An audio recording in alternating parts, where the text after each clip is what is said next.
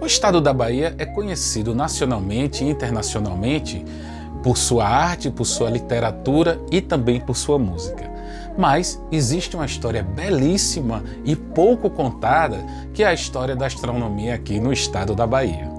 É aqui na Bahia que é batizada a constelação do Cruzeiro do Sul. São os céus da Bahia que servem de inspiração para poemas, sermões e além das observações astronômicas que serão usadas inclusive pelo Isaac Newton.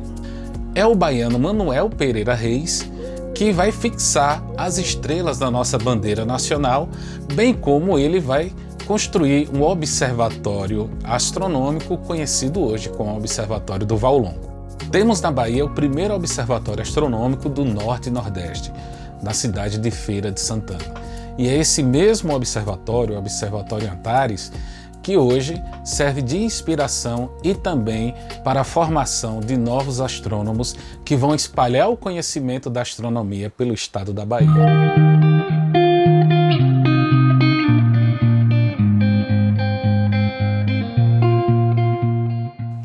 Professor Carlos Valentim, há 3 cartas tidas como registros, né, da chegada dos portugueses aqui no Brasil, inclusive uma delas é conhecida como a Carta de Nascimento do Brasil, que é a Carta do Pero Vaz de Caminha. Além disso, temos a Carta do Piloto Anônimo e, claro, o registro do Mestre João, aonde ele aqui batiza o Cruzeiro do Sul. Conte-nos um pouco sobre essas cartas. Do Atlântico Sul. O professor Manuel referiu 3, a Carta do Pero Vaz de Caminha, a Carta de Mestre João e o testemunho do piloto anónimo, como é referido, não se sabendo quem era esse piloto. E assim ficou designado nas fontes por piloto anónimo. Pois bem, estes documentos por si dão-nos uma perspectiva extraordinária desta armada que descobre ou redescobre o Brasil. Qual a importância do batismo do Cruzeiro do Sul na Carta do Mestre João? Falar sobre Mestre João e a sua carta, que de facto quer o personagem Mestre João, quer a carta, são 2 assuntos de grande relevância para esta história das navegações que une Portugal e o Brasil, e em particular para a Bahia e para uma história da Bahia relativa às primeiras observações de uma constelação que passou a ser conhecida na Europa, constelação Cruzeiro do Sul, que hoje em dia figura na bandeira da República Federativa do Brasil, o que é extraordinário, de facto. É bom enfatizar que a história da astronomia na Bahia não começa com a chegada dos portugueses. Muito antes deles já havia registros rupestres relacionados com a astronomia feita por nossos antepassados, como nos vai contar o professor doutor Rudsten Vasquez de Nader. Existe a Toca do Cosmo. Essa Toca do Cosmo foi até uma designação que quem foi pela primeira vez lá foi o professor Mourão. É um astrônomo muito conhecido, Ronaldo Rogério de Freitas Mourão, que inclusive nomeou a toca desse jeito. Por que assim? Porque ela tem muitas pinturas nela que não se vê outro tipo de motivação que uns círculos. Tem um, então, que é nitidamente um cometa, que parece um núcleo e uma cauda longa e curva. Existem representações de objetos pontiagudos, círculos. Não tem nada lá que não seja esse tipo de representação. Sim. Parece que alguém que estava interessado com o que estava acontecendo no céu pintou aquilo naquela região. Existe uma outra coisa bem marcante nessa Toca do Cosmo, que num outro ano eu fui lá só para conferir isso. Eu e mais 2 amigos, 2 arqueólogas, a Tereza Bonfim e a Simone Mesquita, e nós estivemos lá observando, na época do solstício, num desses cantos da toca, existe uma brecha onde o Sol passa por ali. Não é uma brecha bem marcada, ela é bem larga, e durante uns dias esse Sol percorre essa região.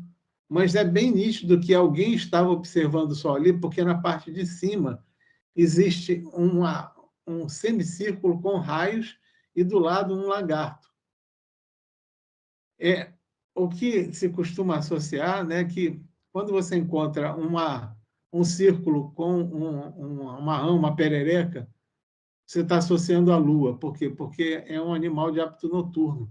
Agora, quando você encontra um lagarto do lado de um círculo, a associação que a gente tenta fazer é que é um animal pessoalotérmico, o bichinho precisa de calor. Então, é um animal que é associado ao Sol.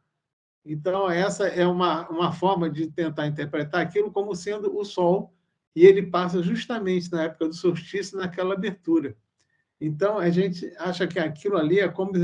Vamos botar isso bem entre aspas, como se fosse um observatório astronômico. Natural. Natural, e aí é onde eles entenderam, perceberam isso, anotaram isso e utilizaram essa caverna única, exclusivamente para esse tipo de representação nela. E eu acho que esse é um dos pontos mais marcantes.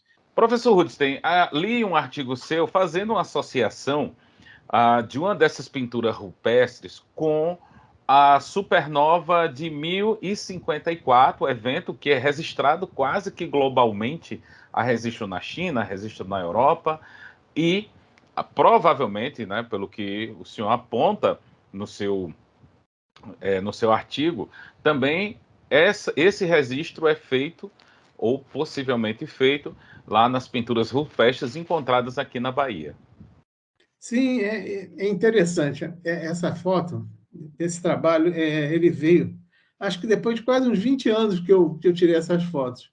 Porque quando a gente está nesses locais, é uma profusão tão grande de imagens que você só está interessado em sair fotografando para depois você olhar com calma. Mas é tantas fotos que depois é que eu fui olhar, muitos anos depois, eu falei, puxa, tem essas representações do Novo México que é bem nítida, né? Que retrata como exatamente a forma de uma lua crescente e um objeto muito brilhante ao lado. Na China existe esse registro e é associado por exatamente o desenho, e o texto é associado à supernova de 1054 com essa mesma configuração. Se a gente usa um desses programas de planetário livre como o Stellarium, que é um programa gratuito que você pode acessar e fazer representações do céu, você pode voltar 10, 20 mil anos no passado, voltar isso para 10 mil anos no futuro. Então, a gente colocou a data lá, aproximada desse eclipse, e é exatamente como é a datação que nesses registros chineses. E essa é a configuração. E é muito parecida com a configuração que tem no Novo México, e tem essa representação também que parece tentar reproduzir o que estava sendo visto no céu, porque é uma coisa, uma supernova, é uma estrela que tem uma explosão muito brusca. Ela entra em colapso e ejeta toda a matéria dela em um tempo extremamente curto. Isso faz com que uma estrela que nem era visível a olho nu se torne extremamente brilhante. Porque a gente acha que essa supernova de 1054, que hoje é a nebulosa do Caranguejo, porque ela vai se espraiando, jogando a matéria para o lado, ela deve ter ficado com brilho mais ou menos da lua cheia. Então, ela teria sido visível, inclusive, durante o dia. Então, é uma coisa que certamente marcou muito quem viu. E os povos tinham que ter, como eles são ágrafos, eles não têm escrita, o jeito de representar e fazendo as pinturas dela. Como vocês podem ver, a Bahia tem uma forte vocação para a astronomia. E isso é só o começo da história. E no próximo programa, os céus da Bahia como inspiração para poemas, sermões e observações astronômicas que vão influenciar até o Isaac Newton.